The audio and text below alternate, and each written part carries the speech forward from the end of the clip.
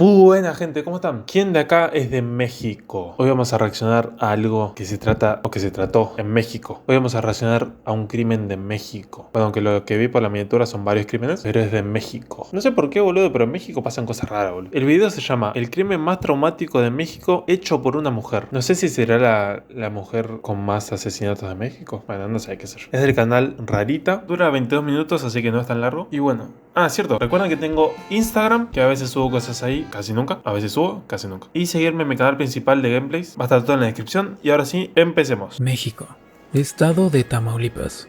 Corría el año 1962. Eran épocas antiguas. En la ciudad de Matamoros, en un pequeño lugar llamado Boys Town, cercana a la frontera con Estados Unidos. Se trataba de un distrito con Parece una villa de Argentina esa parte. bares y burdeles, donde se ejercía de manera legal y regulada por el gobierno el intercambio de dinero por encuentros privados. Las edades eran muy variables, se podían ver mujeres de hasta 50 años o más, y por supuesto, Mientras no haya menores, a menores de edad. puta Este madre. poblado legal desde los años 1950 hasta 1982, donde fue totalmente clausurado, sería el principal destino económico al que apuntaban dos hermanos quienes, mediante una idea de manipulación hacia campesinos analfabetas de un poblado diminuto, daría pie a uno de los crímenes más repugnantes cometidos por una mujer con documentación yacidos en México. Actos tan terribles que incluso más de 60 Que tenía que ver que tenga documentación, ¿no? años después sigue siendo referenciado en múltiples culturas lejanas a México. Santos y Cayetano Hernández Los hermanos fueron dos Hernández. supuestos hermanos que cometían crímenes menores. No se sabe nada sobre ellos lejos de sus actos cometidos en Yerbabuena. No hay edad, biografía, escolaridad ni documentación referente. Estas dos personas, cansadas de sus crímenes infructíferos o de recompensa menor, Porque eran criminales, pero criminales tranqui. O sea, deben, no sé, serán robos y cosas así, ¿no? idearon un plan para manipular a personas sin educación, abandonados de la civilización, con un cuento religioso relacionado con los incas. No se sabe por qué eligieron un poblado tan recóndito con poca población como Yerbabuena. Y para aislarlo de la gente, supongo. Capaz querían armar una secta o algo por el estilo, ¿no? Entonces, claro, si estás más aislado, mejor. Porque no hay nadie que te pueda abrir los ojos. Pues habían mejores y más Claro, hemos visto sectas de internet que la gente no abre los ojos igual. Pero bueno, ya se entiende a lo que voy. desarrollados pueblos con las mismas características. Muy cerca de ahí es un sitio que incluso a día de hoy no se tienen fotografías más allá de las satelitales de Google Maps. Pero fuera de los detalles, de lo que sí que se tienen testimonios es de los crímenes relacionados a la sacerdotisa de la sangre. Comenzaron en 1962, presentándose a los campesinos como profetas incas quienes habían sido bendecidos por los dioses, prometiéndoles riquezas y oro escondido en las cuevas de las montañas cercanas a cambio de tributos íntimos y económicos. La Ok, eran sectarios. gente de la tranquila e irónicamente llamado poblado rural Yerbabuena Va, no sé si sectarios o chantas directamente. Pero es muy de la mano, ¿no? Hacen prácticamente lo mismo. Solo que uno arma una secta y otro manipula gente. eran todos analfabetas y analfabetos, gente que no vivía sino sobrevivía de las cosechas compradas por los comerciantes itinerantes de la zona. Generalmente subsistían de frijoles y maíz. No era una vida ostentosa o cómoda, pero era lo único que conocían. Una Por vida de ello, campo. fue tan fácil persuadirlos de la idea inventada por estos supuestos hermanos. Ni siquiera sospecharon de que los incas provenían de Perú y no de México. Así pues, con la aceptación de los aldeanos, los hermanos se instalaron en una casa abandonada cercana a una cueva. Durante aquel tiempo, Claro, o sea, yo soy re tonto para la historia, ¿no? Pero los incas entonces de Perú y de México los aztecas, supongo. Y los mapuches capaz un poco más abajo. No sé, igual no caso una de estos. Pero se me hace que es así. Sé que los aztecas es de México. Y bueno, ahora el chico me dijo que los incas son de Perú. Pero bueno, me queda ver qué onda los mapuches. obligaron a los aldeanos a tener contacto íntimo con las hijas inexpertas, cuyas edades eran tan bajas como los 14 años. Y una vez ello, mandarlas permanentemente a Matamoros Boys Town, como un ingreso pasivo. Este lugar también era conocido como la zona de tolerancia y era el principal motivo económico de su estafa. Es O sea, ¿mandaron a las hijas de los campesinos o las hijas de ellos? una casa abandonada cercana a una cueva. Durante aquel tiempo, obligaron a los aldeanos a tener contacto íntimo con las hijas inexpertas, cuyas edades eran tan bajas como los 14 años, y una vez ello, mandarlas permanentemente a matar como la zona de tolerancia, y era el principal motivo económico de su estafa. Es algo que muchas personas no suelen conectar a este caso, pues muy poca gente supo la conexión de este crimen con aquel distrito diminuto. Lo cierto es que esta estafa no era muy buena, pues no había mucho provecho económico en estos pueblerinos que ya de por sí les costaba subsistir su día a día. No tenían educación y lo mejor que podrían obtener eran las ganancias que sacaban de las aldeanas menores de edad en el distrito de Boys Town. Desde un inicio este plan no llevaba a grandes riquezas ni vidas ostentosas. Los trata de blancas en todo su esplendor. hermanos querían tanto dinero como intimidad con las mujeres del pueblo, y estos actos los hacían pasar como tributos a los dioses incas, prometiéndoles oro y riquezas a cambio de todo esto. Fue el motivo de que los aldeanos accedieran y les confieran a sus hijas a dos completos desconocidos. Pasaría un año para que los aldeanos comenzaran a cuestionarse la falta de riquezas prometidos por los hermanos, por lo que en algún momento se armaría una revuelta entre los aldeanos donde muchos dejarían de apoyarlos. ¿El tema es pudieron recuperar a las hijas o no? Los hermanos, para convencerlos de que era verdad,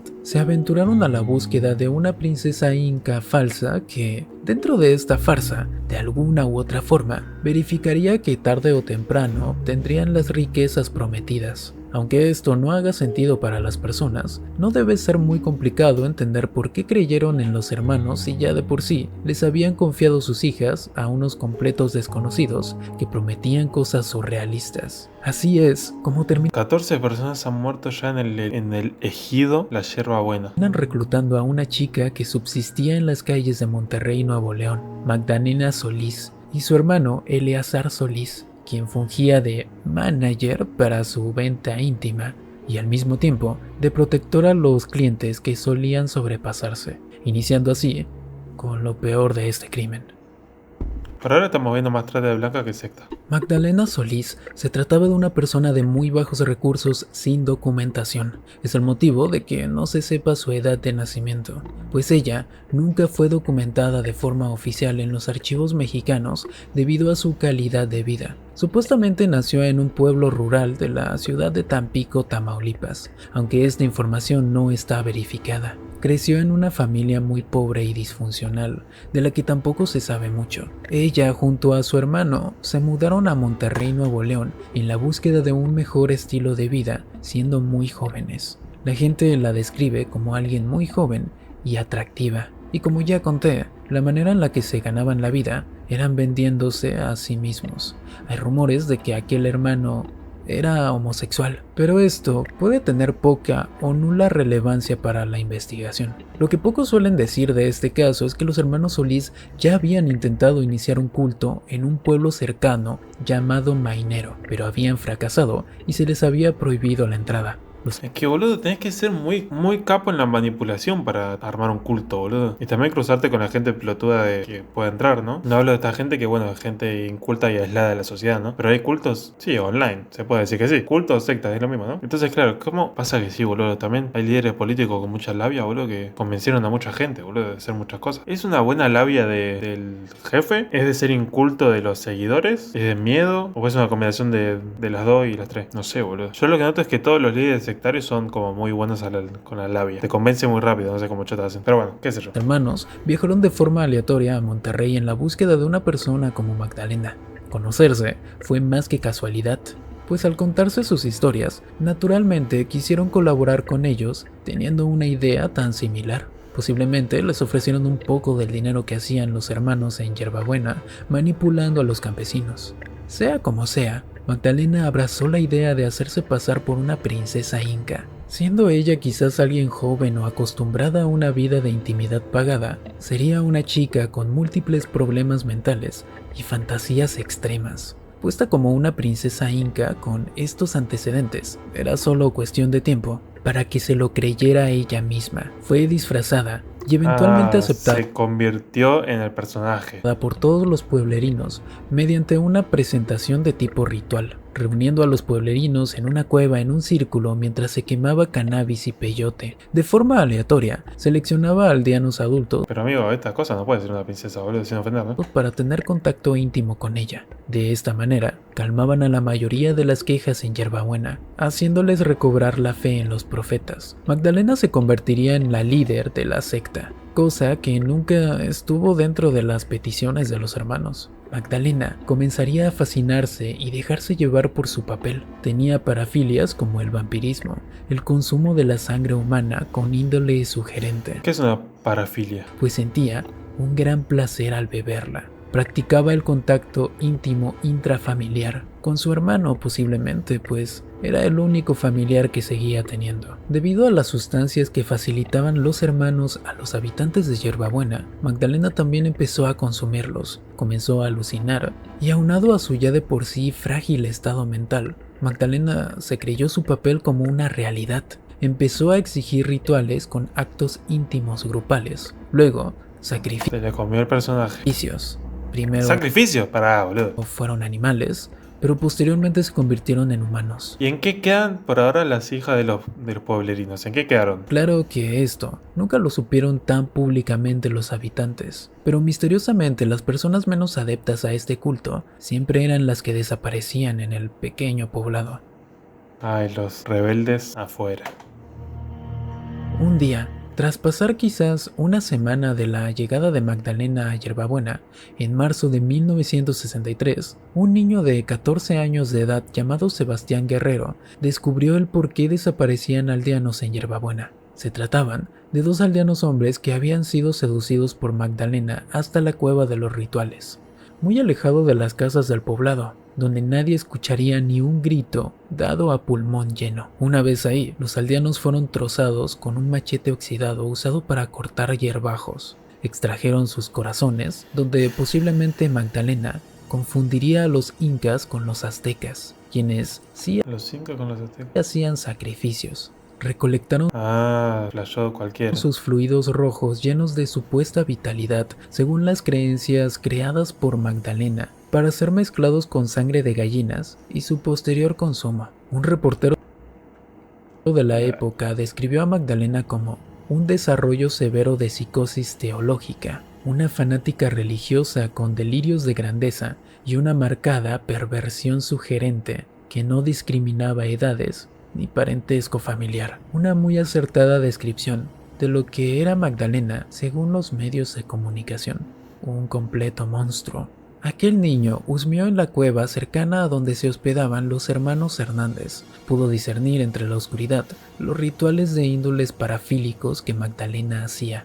El niño Hay una cara acá. Che, tengo una duda. ¿Se puede ir a este lugar hoy día? Porque creo que es de 1960 esto, si no me equivoco. ¿Se puede ir ahora a ese lugar? ¿Cómo será, no? ¿Seguirá habiendo gente en ese pueblo, boludo? no fue visto por nadie, lo que le permitió correr de miedo unas 10 millas hasta localizar una estación policial. Sebastián era analfabeta y no sabía expresarse muy bien aún. Con torpeza describió lo que vio en aquel poblado y, como suele ser usual, los No le dieron pelota. policías se burlaron de él. Eso sí, uno de ellos lo tomó en serio. Luis Martínez era su nombre, quien acompañó al niño de regreso a Yerbabuena para confirmar los actos. Retomando a Magdalena, su papel estaba evolucionando. Ella misma se proclamó como Coatlicue, una diosa azteca.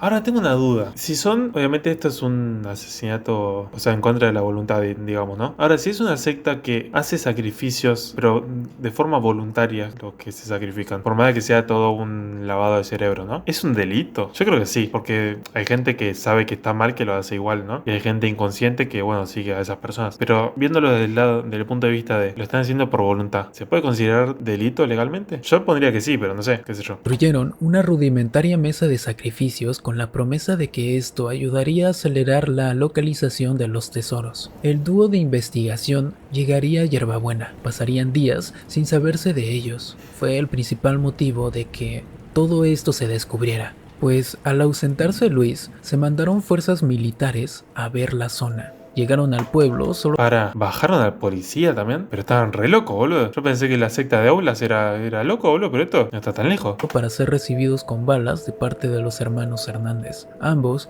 murieron en el enfrentamiento. Santos falleció de un disparo y Cayetano fue asesinado en la cueva por miembros del culto que estaban enojados con él. Tras ello, se arrestó a Magdalena Solís y a su hermano. Se investigó la cueva donde encontraron numerosos restos humanos junto al de un niño y un policía, quienes prontamente fueron reconocidos Era el niño. como Sebastián y Luis. Dos personas que sí tuvieron el valor y la seriedad para investigar este caso. Los hermanos Solís fueron juzgados en Ciudad Victoria, condenados Igual un policía con arma, ¿no? No puede ganarle a esta gente que no creo que tengan armas. Sí, capaz porque ganaban buena plata, boludo. No, pero suponiendo que no tenían armas, puede ganarle con una pistola o no. Si dentro de todo le pegas un tiro, igual si se te tiran muchos, boludo, capaz puedes bajar a 2 o a 3, pero si se te tiran todos, boludo, cagaste. a múltiples asesinatos y una pena de 50 años de prisión. El caso tiene tanto tiempo que ellos habrían salido en el 2013. Sin embargo, muchas fuentes declaran que Magdalena falleció en prisión de una causa misteriosa, pero otros recalcan que no es algo confirmado. Lo que sí puede ser un misterio es el paradero de su hermano, quien a fecha actual debería estar libre en las calles, rehaciendo su vida. Y debe ser de esos casos de que cambian completamente su vida, cambian el nombre y todo, ¿no? En paralelo, una pueblerina menor de edad de 16 años, salida de las estafas de los hermanos Hernández, trabajaría en Matamoros Boys Town, donde un joven de 16 años nos narra cómo la conoció. Las fuentes y veracidad de esta persona pueden ser cuestionables. Sin embargo, muchos le tienen confianza pues se trata de un escritor y periodista de renombre. Su historia nos relata cómo él, quien estudiaba en la frontera de Estados Unidos en Texas, visitó Boys Town a la edad de 16 años con el apoyo O sea, no sé qué va a decir, pero teniendo en cuenta que esta gente suele querer el titular o figurar, no sé si creerle tanto. Capaz lo que dice es real, pero maquillado para que suene mejor, ¿no? Es normal, ¿no? Siempre y cuando no invente, es válido, supongo. de sus amigos y padres para que se convirtiera en un hombre, teniendo su primera experiencia íntima en aquel lugar, donde conocería a una chica de 16 años de la que se haría su amiga. Rentaba habitaciones y le invitaba a copas no por deseos íntimos, sino por genuino interés en sus historias. Dentro de lo que le contaba estaba la historia de los hermanos Hernández y Magdalena Solís. Honestamente, él nunca terminó de creerse la historia, pues era demasiado extraña y surrealista. Recalcaba que vivía en una habitación pequeña junto a una chica mayor, una cama y decoraciones de la Virgen María. La niña contaba, entre lágrimas, que solo hacía esto para proteger a su familia en Yerbabuena. Es posible que los hermanos la amenazara con sacrificarlos a ellos si la chica no seguía trabajando y dándoles dinero a ellos. Aquel chico se apartó y regresó a su ciudad natal, en Texas, para tiempo después leer la ahora confirmada historia narrada por aquella joven trabajadora de burdeles mexicanos. Tan pronto como escuchó la historia quiso contactarla, pero jamás la volvió a ver. Preguntando por ella, dijeron que la habían movido de distrito para su protección. También intentó ir de visita a Yerbabuena, en donde se topó con habitantes hostiles, pues seguramente muchos medios de comunicación y periodistas ya habían acudido incontables veces a la zona a acosar de preguntas a los aldeanos del lugar, quienes no querían tener que recordar lo sucedido durante el año 1962 a 1963. Hubieron un total de 41 heridos, y alrededor de 14 personas fueron sacrificadas en el poblado producto de los deseos más abérricos de Magdalena. Algunos eran oficiales, niños, adultos devotos y creyentes de las mentiras de los hermanos Hernández. Existen fotos de los cuerpos recuperados que, por supuesto, estarán viendo con suma censura. La historia de Magdalena y su culto junto a los hermanos Hernández suena increíble y peliculera, pero ¿qué tan cierta puede ser? Para mí es cierta, y para mí hay cosas, no en esta historia, sino en otras sectas que son peores. Bueno, igual no sé qué más peor puede ser que esto, ¿no? Pero para mí hay sectas que son extremas, no sé por qué, nunca vi ninguna, ¿no? Pero para mí hay cosas muy, muy locas. Cualquier cosa que cada uno se imagine. Lo que no creo es en el tema de la brujería y toda esa boludez. Para mí no creo en eso. Yo lo que creo es en la manipulación de los humanos sobre otros humanos, por así decirlo, ¿no? Capaz usan el tema de la magia para manipular a los otros, pero no creo que sea magia real. No sé si me explico. De la base de un suceso antaño con poca pero no nula documentación. personas pobres sin documentos legales como acta de nacimiento ni registros públicos debido a sus orígenes de clase muy baja y con un estatus cultural de ser leyenda o un mito. Yendo a las cosas más obvias a desacreditar, es que no hay evidencias oficiales ni testimonios que hablen sobre los rituales, el consumo de sangre, la exigencia de corazones, ni nada por el estilo. No No, entonces no está confirmado, boludo. ¿Por qué me decís? quiere decir que sea falso. Simplemente, esto no puede ser comprobado por falta de evidencias. Sí existen pruebas de que algo malo sucedió ahí. Campesinos murieron. En verdad existió una secta. Gran parte de los pueblerinos fueron arrestados, pero al haber sido influidos y ser todos analfabetos, no fueron encarcelados. Existen No. fotos de periódicos de estas fechas, y un dato curioso es que ellos no quisieron regresar a Yerbabuena y fueron relocalizados por las autoridades tras la tragedia. Los ¿El tema es recuperar a sus hijas o no? hermanos Hernández existieron, y Magdalena y su Mira, ¿cómo te va a manipular este chabón, boludo? hermano sí fueron a prisión por cometer actos terribles. Con esto, no quiero decir que nada haya sido cierto, tan solo recalco que parte de lo más morboso no tiene evidencias comprobables y jamás las tendrá, pues es un caso muy antiguo. Debido al natural morbo sensacionalista de la prensa, canales de YouTube, libros y blogs webs, es común añadirle algo más de detalle, inventado o especulado, Claro, entre añadir y añadir y añadir se crea una bola de nieve de cosas que no son capaz. para hacer del relato más entretenido. Lo que he narrado fue una amalgama compuesta de diversos sitios de noticias antiguos y recientes, así como la supuesta experiencia del Dr. Tony Zabaleta en su página blog, quien parece estar muy orgulloso de su investigación, pero tampoco puede ser comprobado. Sea Y este chabón nunca volvió a contactar con la chica. como sea, quiero recalcar que los hechos sí sucedieron, pero el tema del vampirismo, el consumo de sangre y rituales, el sadismo de Magdalena, las parafilias con corazones, quizás sí no. Ella sí fue la líder, sí sacrificaba a las personas, pero lo hacía únicamente con quienes no eran devotos al culto. Como recalqué, es lo confirmable, pero no quiere decir que Magdalena no pudiera haber hecho lo narrado. Otro detalle es que la foto usada para absolutamente todos los canales de YouTube y prensas de ¿Es falsa? internet es falsa. Boludo, ¿te das cuenta? Ella no es Magdalena Solís. De hecho, no se tiene una foto suya verdadera de forma pública por algún motivo desconocido. Y capaz por la época, boludo. Es muy viejo, boludo. No sé si había cámaras en esa época. No, sí había. Pero bueno, en este pueblo no creo. Esto se desacredita por la vestimenta de la mujer. El estilo del vestido es de muy antes de los años 60. No encajaría. ¿Y esta mujer entonces quién es? Sería como si la foto de un asesino en serie de los años 2000 vistiese prendas comunes de los años 70. Aunque ya pasaron más de 60 años de los acontecimientos en Yerbabuena, un supuesto culto al vampirismo, la diosa azteca Coatlicue, quien consumía la sangre y vitalidad de los hombres. Lo cierto es que fuera de México, ha sido una historia muy popular por gente adepta y fanática a los vampiros. Para mí no hacía eso de la sangre. Como dijo él, era una diosa azteca, o sea, de México real, por así decirlo, ¿no? No era inca. Entonces para mí fue algo que le agregaron por el hecho de que pasó en México. Pero si se basaban todo en los incas, no le veo sentido, boludo. Eso capaz sí sea un agregado de la prensa. Para darle como más, sí, no sé si morbosidad o para que se venda más en México, ¿no? Se han hecho homenajes como el nombre de una banda homónima. Hay muchos artículos en inglés cubriendo el suceso, se han hecho numerosos libros hablando sobre Magdalena y es muy posible que haya cierto fanatismo de los adeptos hacia ella y su figura, por más que gran parte del morbo hayan sido suposiciones de la prensa. Dejando las creencias religiosas aparte, lo cierto es que Magdalena se trató de una chica con grandes problemas mentales y una adicción a la intimidad abrumadora. Alguien quien, tras una vida de subsistir en las calles y se le diera total poder sobre un pequeño poblado recóndito del estado de Tamaulipas, fuera consumida por su papel de personaje, hecho por el mero propósito de aprovecharse económicamente de los pueblerinos. ¿Esos son huesos de eso? Magdalena es una de las pocas asesinas en serie en México cuyos actos fueron tan horribles que 60 años después siguen aterrorizando. Igual, o sea, sí es una asesina en serie, pero no es una onda Jeffrey Dahmer, por ejemplo. Es más una onda... ¿Cómo era? Charlie algo era. No, Charles Manson era.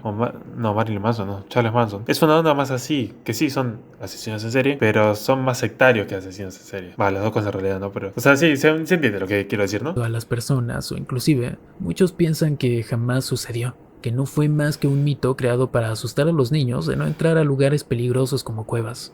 Pero lo cierto No, para mí sí tiene tanto detalle como los apellidos y toda la historia. Para mí sí es real. es que existen muchos registros que hablan sobre los sucesos relacionados al culto, el adoctrinamiento, los sacrificios y el mandato de Magdalena, pues era solo ella quien ideó el tema de los rituales. Algo que me intriga mucho personalmente es determinar si Magdalena y o su hermano realmente fallecieron o solo fue una de las incontables mentiras esparcidas por la prensa para que los hermanos Solís pudieran rehacer su vida tras pasar 50 años metidos en prisión. De ser así, ¿qué será de ellos en la actualidad? Podrían ser cualquiera, personas ¿Y cuántos años tendrían, no? Pues no se sabe ni la edad. de la tercera edad, quizás trabajando honradamente en algún supermercado o un empleo de bajo perfil que no requiera de estudios. Todo en la búsqueda de querer olvidar sus acciones cometidas cuando No creo, gente tan cagada a palo de la cabeza no creo que quiera como rehacer su vida y arrepentirse de verdad. eran unos jóvenes adultos, quienes pensaban que podían engañar a todo el mundo. Pues literalmente la chica no pensaba que engañaba a alguien, sino empezó engañando a alguien y después se creyó la diosa, boludo, no es lo mismo. Muchas gracias El hermano no sé porque, no sé, pero no sé, no es lo mismo. a Chocola por recomendar la idea de este video. Sin tu Bueno, gracias Chocola y fue un buen video, muy interesante.